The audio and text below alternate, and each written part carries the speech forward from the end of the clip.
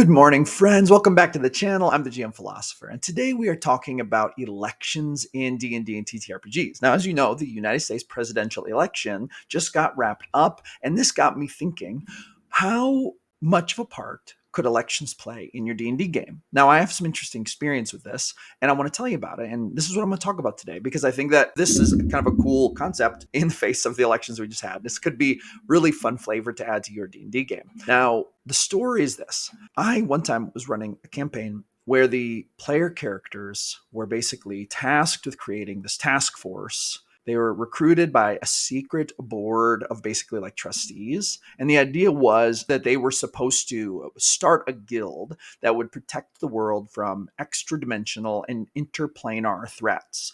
So otherworldly threats, threats from other dimensions, threats from other planes. They were going to start a guild, and they were supposed to recruit and train a guild to help protect the world, because there was this very specialized secret group of powerful people in the world who believed that there were great threats coming, like extraplanar threats, and that they believed the world was going to be in danger, and they wanted to get a proactive step on it. So they recruited these players. They recruited this like army captain to like basically be the leader, but it turned out that he was kind of just the dude who was at the base, and he always asked the players, what do you want to do? Counsel me. And whatever they said, he was like, that sounds like a good plan. Let's do it. And then he would just kind of hang out in the office and, whatever. But anyway, so that campaign ended up being really, really cool. But when the group first arrived at the little village that they had chosen, they wanted to choose an out-of-the-way village to create this guild.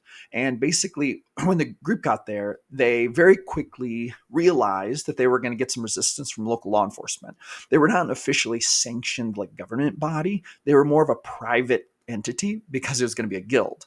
So the very first thing they did was, in an act of sort of like, shall we say, sketchiness, they ended up making the sheriff disappear, because the sheriff was trying to run them off right away. So through a series of unfortunate events, they made the sheriff disappear. They also made the mayor disappear. So there's the mayor and the sheriff. They both disappeared in the very first episode.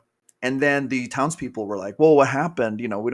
We lost our mayor and sheriff. They've disappeared. We must hold another election. And basically what happened was the mayor was supposed to hire the sheriff. So the party member who was basically had the highest charisma, and I believe he was a bard, if I'm not mistaken, he decided to run for mayor. And then we had a whole session dedicated to the run for mayor political campaign. So basically they made a plan. They all got together. They all started campaigning for him. They created flyers.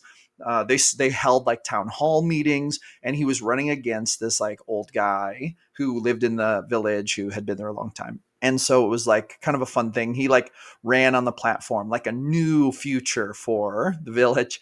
Whereas the other person was like, we want old world values. We want the same values we've always had. We don't want outsiders coming in and changing them.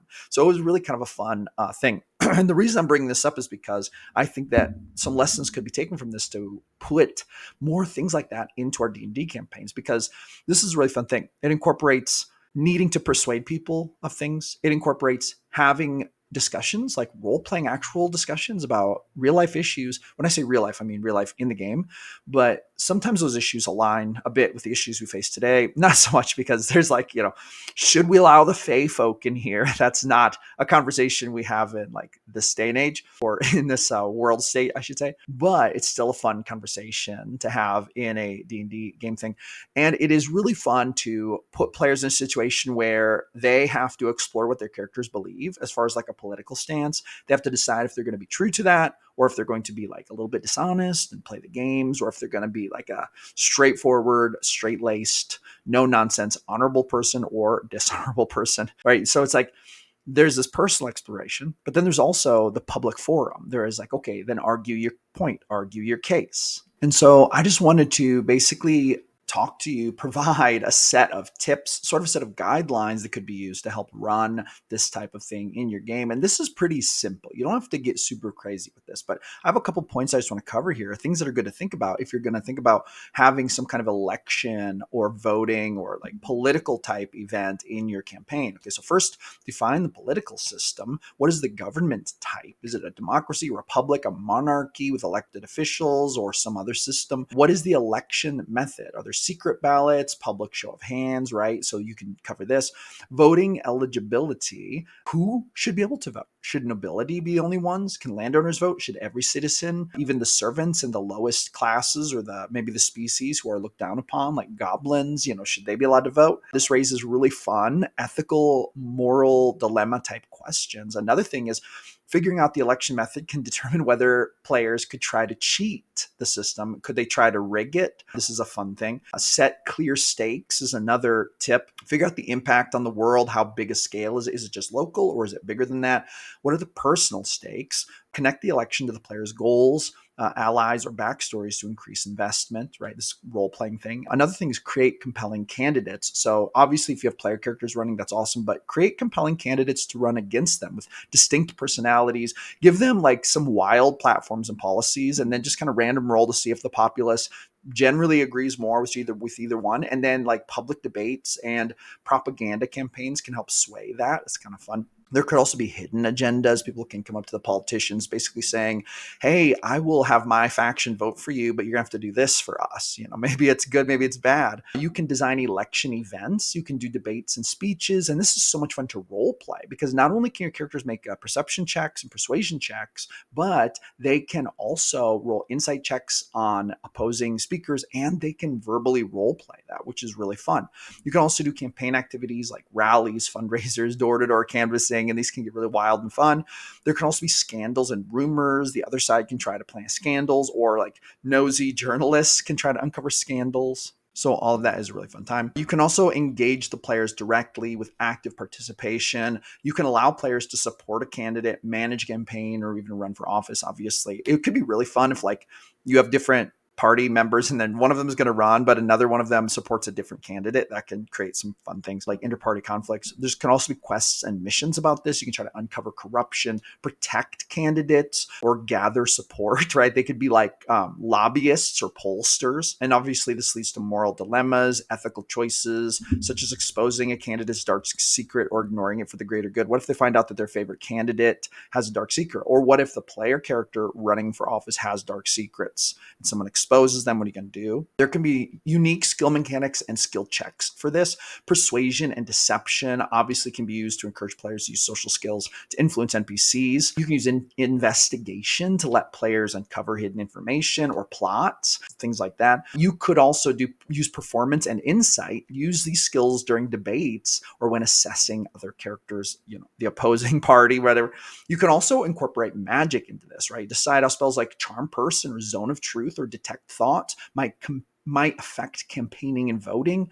You can use anti-magic measures. What could you do to protect your party's debate from other people using magic like this? Magical voting systems. Perhaps voting is done through magical means, adding a fantastical element, but also then spellcasters might be able to cheat it. Or maybe there is a cabal of wizards secretly manipulating the vote. This can be a fun thing. You can also reflect cultural and societal factors. Okay, so I think getting into the culture of what's going on in your game is really fun. For example, in my game I'm running for my Discord group right now, we're getting really into like my homebrewed worlds, like culture, like deep culture of the elves in the elven kingdom of Thyrendor. And there's like two sides. There's like the northern side and the southern side, but the southern side kind of has more like traditional old world values, like old elvish values that they've had for thousands of years. Whereas the elves on the north end of the continent sort of, they have kind of a new culture. And so there's like a blend of cultures. And so cultures can be really fun to mesh together, especially when you're creating like ethical, moral dilemmas, debates, that go into the gray area of things and topics and social issues. For example,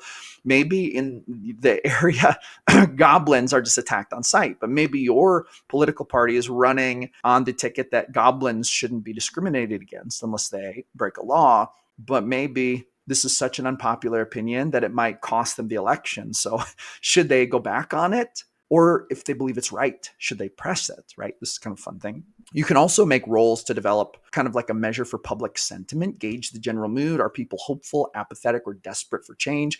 And you can roll to see what people think of your party's platforms. And you can give modifiers based on how closely that comes with the culture and based on your demographic, how much of basically the local society and demographic would appeal to those policies. But anyway, I just wanted to propose that idea because the election is still fresh on the mind for everyone. And I think that it could be a fun thing to incorporate into D&D.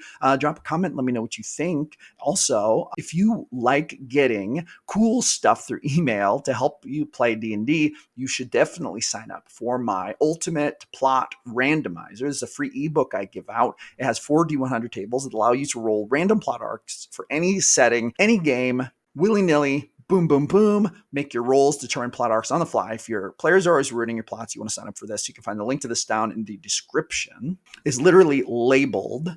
Grab my Ultimate Plot Randomizer ebook for free and join my emailing list. The way it works is if you sign up for my email list on that form, you will get an email from me almost immediately, and it will have the download link to that free ebook in it so you can get that. And boom, there you go. Thank you so much for coming back, watching another one of my videos. I'm here almost every single day, creating videos about the best game in the world, D&D. So hey, I will see you awesome people on the next one.